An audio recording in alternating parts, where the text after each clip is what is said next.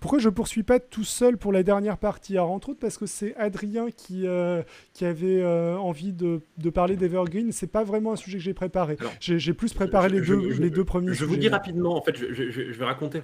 Si vous voulez, je raconte rapidement quelque chose. En fait, ce qui se passe, c'est que le Ever Given, le bateau qui était coincé, qui a bloqué le canal de Suez pendant 3 semaines, a été libéré de la berge du canal de Suez, mais il n'a pas été libéré du canal de Suez.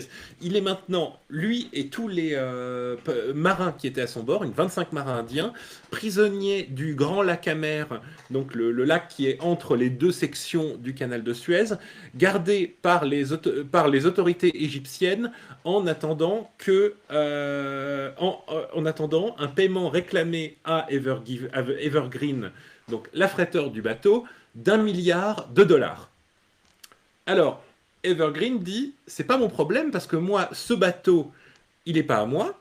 Je l'ai loué à une compagnie japonaise qui est sous le régime de l'affrètement temporaire, c'est-à-dire qu'il paye des sous par jour pour utiliser le droit d'utilisation du bateau, mais le bateau, il lui est fourni clé en main avec un équipage et il n'a pas à se soucier de ça. Donc, demandez à eux. Et la compagnie dit, oui, non, mais c'est n'importe quoi, parce que c'est nous qui avons payé la compagnie de sauvetage. La compagnie de sauvetage, c'est nous qui l'avons appelée, c'est nous qui l'avons payée. Il n'y a pas de frais payés par le canal de Suez. Et on ne sait pas d'où ils sortent cette réclamation d'1 milliard de dollars. Et du coup, tant que la dispute n'est pas réglée, le bateau et ses 25 marins restent prisonniers encore à bord au milieu du canal de Suez. On va dire que c'est une vengeance pour tous les autres marins qu'ils ont fait patienter pendant perpète avec le coinçage, le Sachant que coinçage le record de rester prisonnier à l'intérieur du Xana- canal de Suez, Xanaria nous dit il y a des gens prisonniers. Ben, je sais pas exactement s'ils ouais, sont du coup coincés sur le bateau ou. ils sont censés rester. Ils n'ont pas l'autorisation de sortir du bateau, ils n'ont pas l'autorisation de débarquer ni en Israël ni en Égypte. Donc, ils restent à bord. Il y a potentiellement, si la compagnie japonaise, la Shoei Kishan, il me semble, le voulait, on pourrait probablement organiser une évacuation par hélicoptère, tout ça, avec tout ça, mais ce serait compliqué. Et l'Égypte pourrait très très certainement décider de considérer que le bateau du coup est abandonné et lui appartient. Mais les droits de l'homme, tout ça, enfin les droits fondamentaux, je suis assez d'accord. Je sais pas comment ça marche ce genre de. Enfin, Ah comment bah, est-ce que tu coinces. Surtout que alors, je veux dire, sur la mer, ouais. dites-vous bien qu'en droit maritime, tout ça, ça n'existe pas. Le droit maritime, c'est quelque chose de fascinant parce que c'est un des exemples uniques, quasiment, de droit international, de droit international, c'est-à-dire où il n'y a pas, c'est pas un pays précis qui administre, mais c'est des conventions diverses qui régissent. Et en cas de problème, ça doit s'arbitrer par des procès ou des recours auprès de la haute cour d'Angleterre censée être indépendante. Tout ça, ça date, des traités. En fait, c'est l'Angleterre qui a quasiment tout décidé parce que c'est même une entreprise privée qui a tout décidé, c'est la Lloyd's of England qui encore aujourd'hui est l'ultime recours pour les disputes maritimes. Mais donc, c'est déjà arrivé hein, de rester prisonnier à l'intérieur du canal de Suez. Le record mondial, c'est une cinquantaine de personnes qui sont restées coincées 5 ou 6 ans. 5 ou 6 ans. 5 ou 6 ans. C'est absolument... Mais pourquoi? Enfin, Ça, c'est une histoire que j'adore. C'est l'histoire de la flottille ouais. jaune. Je vous C'est- conseille, je vous conseillerais, il y a des documentaires sympas. Et ben, en fait, c'était des bateaux qui s'étaient engagés dans le canal de Suez juste avant le début de la guerre des 6 jours entre l'Égypte et Israël. L'Égypte a temporairement bloqué les bateaux qui étaient à bord et leur a dit de rester au Grand Lac Amer parce que le conflit c'était dangereux de passer. ils ont eu peur que Israël ne s'empare du canal de Suez. Donc, plutôt que de leur laisser, ils ont préféré le saboter. Ils ont sabordé des barges à l'entrée et à la sortie du canal. Et du coup, les 7 bateaux qui étaient au milieu, bah, ils pouvaient aller nulle part. Et étant donné que l'Égypte à gauche et Israël à droite étaient en guerre, ils n'avaient pas d'autorisation de débarquer où que ce soit. De plus, ils avaient un devoir par rapport à la compagnie qui les avait employés de veiller sur le bateau. Donc, du coup, les 7 bateaux, il me semble, de 7 pays différents, se sont amarrés entre eux et ont fondé une sorte de petit village. C'est quelque chose de très unique. Waouh, c'est ouais non Xanaria dans le chat demande s'ils ont eu des dédommagements. J'imagine que tu sais pas vraiment. Disons que bah, les pays développés, enfin, je devrais pas dire les pays développés, mais les pays riches ont évacué temporairement, ont fait des roulements. D'autres, il y a des pays qui s'en foutaient mais totalement, et du coup les gens sont restés, les marins sont restés jusqu'au bout. Anecdote amusante, il y a eu que à l'arrivée à la fin, quand le passage a été rétabli, il y avait que les bateaux allemands qui pouvaient encore rouler, qui pouvaient encore fonctionner et qui ont pu sortir sans être tractés. Ok.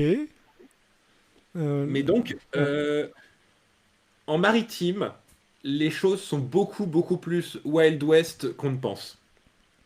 Alors ça m'étonne pas dans les eaux internationales, mais je pensais pas que c'était pareil dans les eaux territoriales. Ceci dit, Bah, disons que je sais pas ce sur quoi. Enfin, pour le coup, vu qu'il y a d'un côté Israël, de l'autre côté l'Égypte, c'est peut-être aussi pour ça que. alors, Enfin, c'est géré à 100% par l'Égypte, hein, le canal. hmm.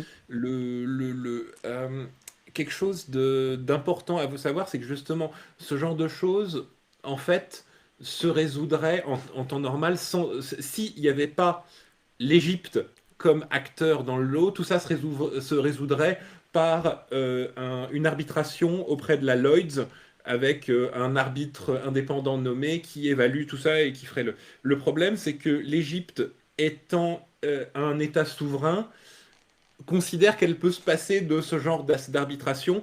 Et bah là, dans le cas précis du Ever Given, réclame le paiement directement à elle sans passer par qui que ce soit d'autre. Sachant que ce que nous dit l'article, en fait, c'est que le chiffre d'1 milliard, c'est probablement une négociation, mais il sort vraiment de nulle part.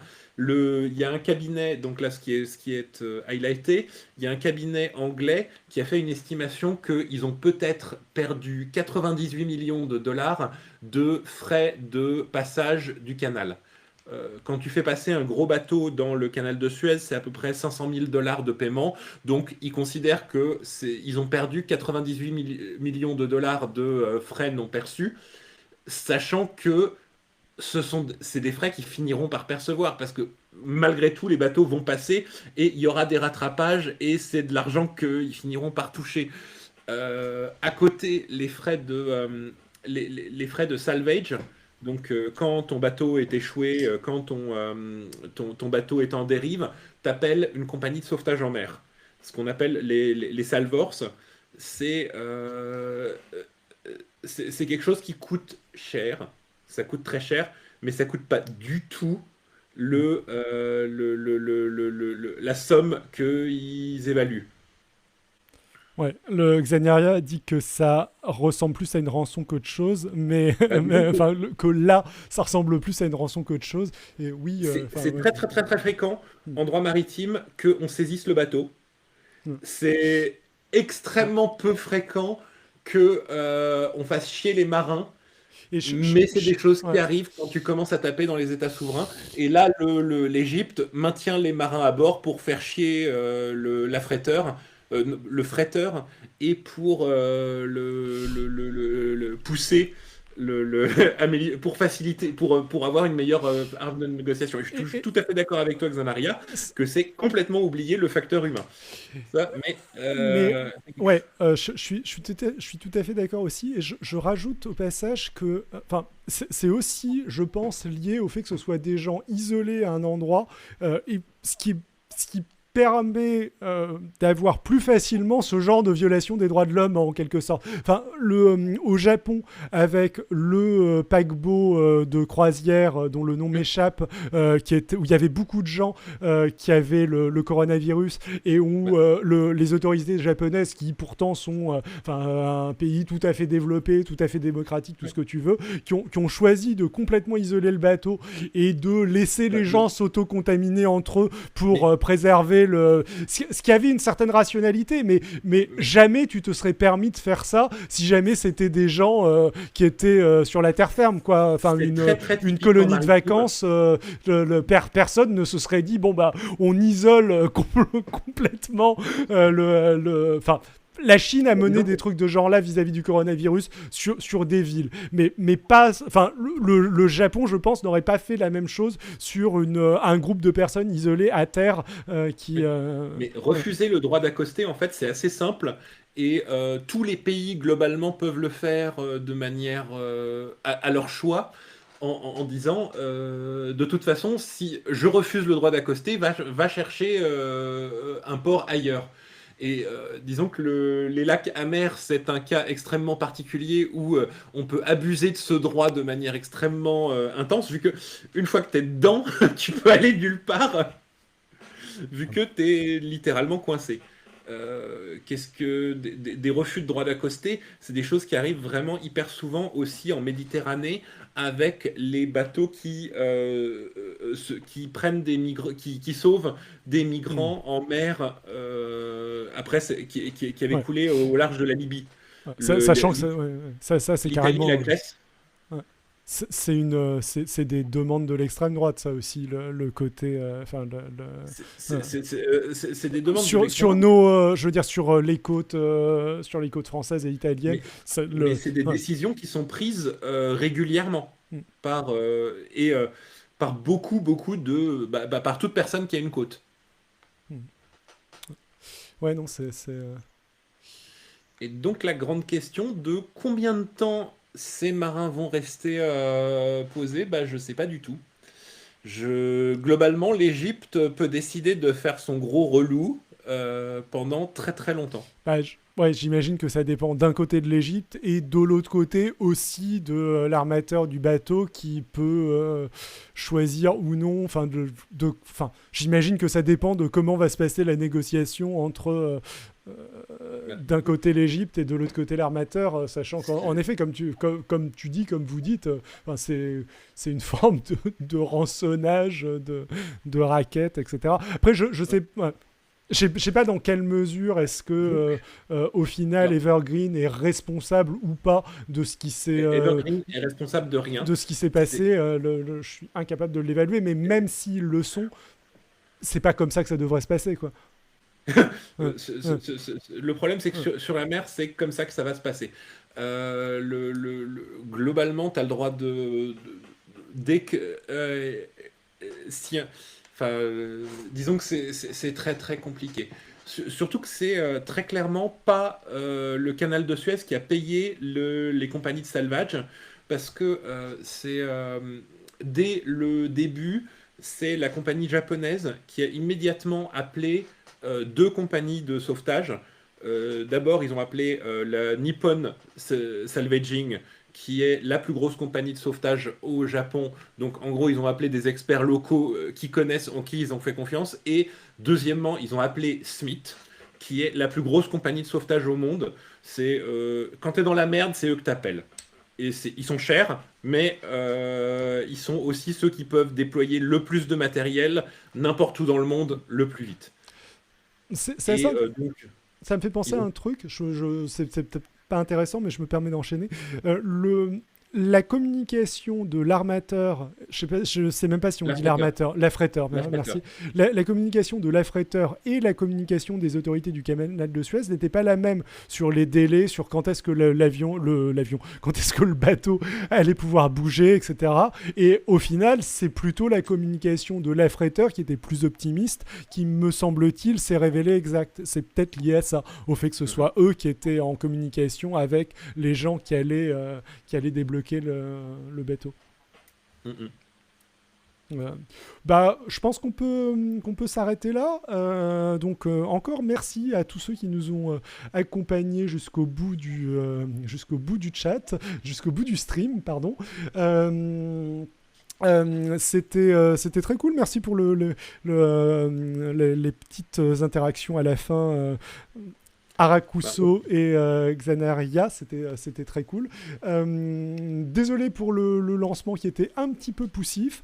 Si vous êtes intéressé, qu'on commence à rediffuser les anciens streams sur une chaîne YouTube merci beaucoup DatPancake, merci à tous. Vous pouvez vous abonner si jamais vous avez envie. Et on rediffuse nos revues de presse, on commence à les rediffuser sur une chaîne YouTube qui s'appelle Perspective Croisée. Par ailleurs, habituellement, on alterne une semaine sur deux entre des revues de presse plus politiques, entre guillemets, comme c'est le cas aujourd'hui avec Adrien, et d'autres revues de presse plus scientifiques que je fais avec Simon, qui est aussi là. Et le vendredi, je stream du jeu vidéo, ça n'a rien à voir. Voilà. Un micro errata parce que je faisais tout, je faisais tout de tête. Ouais. C'est pas 7 bateaux, c'était 14 bateaux, et c'est pas 5 ans, c'était 8 ans. Ils sont restés coincés 8 ans. Waouh.